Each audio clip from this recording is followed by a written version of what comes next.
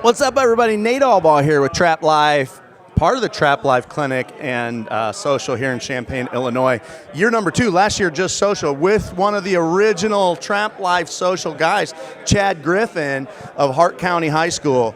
Coach, an incredible year. What'd you say, 12-1, 13-1? 13-1. Yes, sir. Got beat in the state semifinals. 13-1. What are you going to be talking about tomorrow at the clinic? We're going to be talking about attacking the edge with jet and rocket with average speed. Now, I've talked to, I've been doing football my whole life, and we all claim that our kids are small and our kids are slow. But, obviously you don't go 13-1 without some pretty special kids, right? Well, it's a culture more than anything, and that's what we're trying to build there is buying in. But we do have some guys that can run.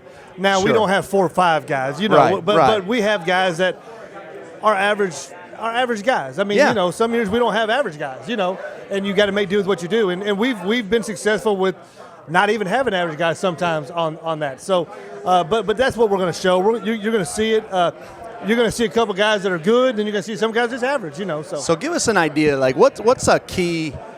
What's a key to being good at attacking the edge? If it's not just about when we play youth football, being good on the edge is about having a fast kid. Yes, it is. But now you're in high school ball. What's the key to being good on the edge? Timing, snapping the ball when it's supposed to be snapped, repetition, blocking at the point of attack. It's like it's simple football to me.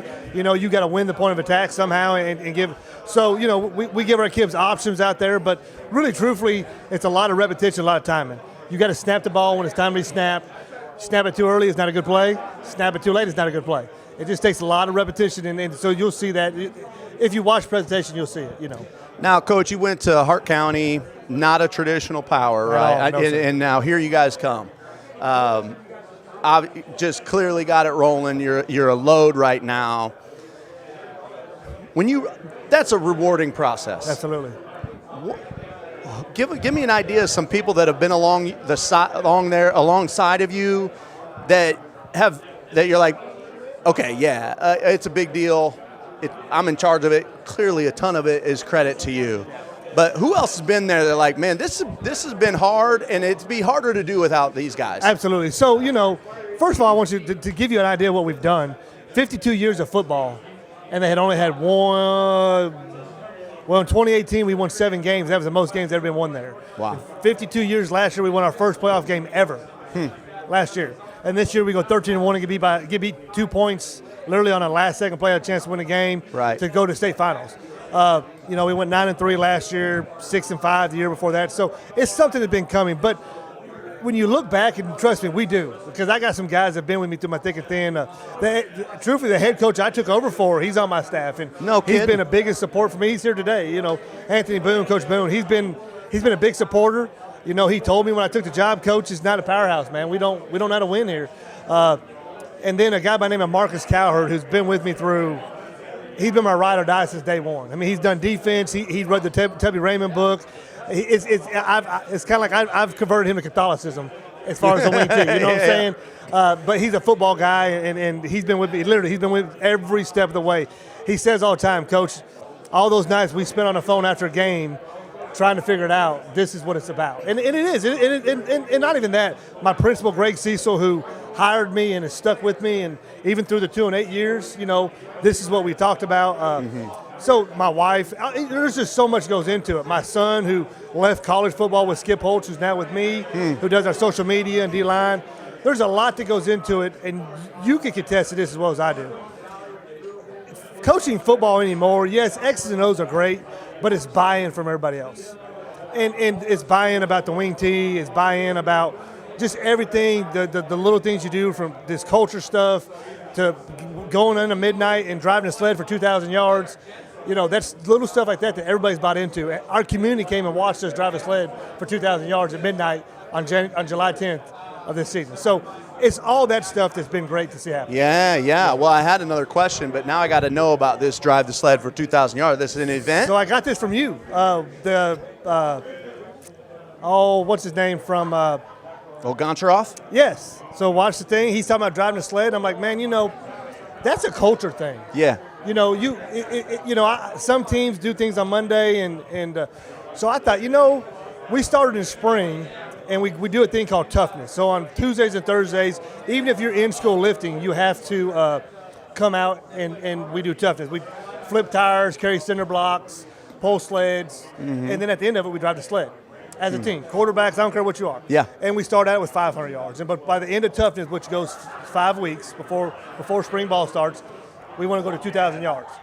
And what I did realize, and not taking anything away from them, doing it on turf is a lot easier than doing it on tall grass. So anyway, I thought, you know what? We're going to open the season this year with Midnight Madness, and we're going to drive the sled. That's all we're going to do. We're not going to do any X's and O's. We're just going to drive the sled. And our kids bought into that, man. Yeah. And so now on Mondays, it takes 15 games to get to the state finals for us.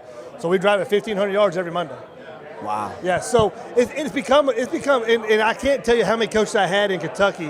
When we go to 7-on-7 or playing them, our kids need a little bit of Midnight Madness, what Hart County's doing, to make them tougher. And listen, I can't make it up. He talked about setting garbage cans up down the field. Mm-hmm. Listen, we had burn spots in our turf field, in our Bermuda field where they were throwing up. 2,000 yards is a long way. Yeah. But we did it in 45 minutes. So that it's just a culture thing, and it's a culture of a 3-back system, of being physical. We're going to run the ball. We're going to get off the ball, and that's what it's about, man. And listen, we'll do it as long as I'm coaching football. We'll do it wherever I'm at. Now, I always say, the truth is, I just went down to Alabama in January, and I ran in some incredible offensive lines. Yes. The reality is, there's a lot of offenses that work. They really do, right? So, and I never would tell somebody that my offense is the best. But what is it about going to a 3-back offense that you think really helped you turn Hart County? Well, so I came from a bigger school, and we were sitting over talking, Clay McKee, you're going to hear him speak. Yeah. He's from Scott County, who was a big, 6A school like I was at it. I was the OC at Central Hardin. And we were a wing team school there, too. We didn't have a lot of athletes, like Bowling Greens or Male High schools in Kentucky. And you just look at what we call county ball. I don't know what you guys, but we call county ball. You run the ball, you play defense, you control offense. Offensively, I want to keep the ball away from you. So when I went to Hart, I knew we weren't going to I couldn't hang my hat on throwing the ball. I just didn't have the guys you can run quick screens with, and I'm sure you can do it. But to me, it just seemed like a whole lot. And I've been a wing tee guy my whole life, and I just feel like that with everything we do with formations and motions and pre-snap motions and all the stuff that we do and everything looking the same, it just gives us an advantage. And, and my son said it to me the other day, he said, Dad, we went to the clinic last weekend in Kentucky, and he said, watching those guys, they got great big highlights. Like you watch us, it's 5 yards, it's 4 yards, it's 3 yards, and we're death by 1,000 slices. And I love it. I'm okay with that. If we're 3 yards, you don't see, I'm happy.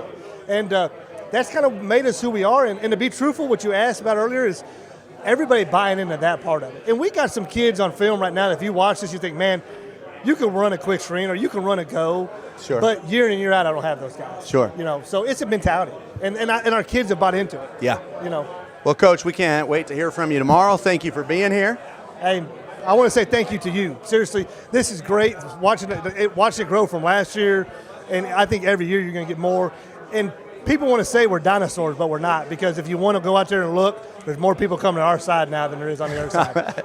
There's good football being played. There really is. I love being a part of it. All right, Coach, thanks for being here. Yes, sir. Thank you.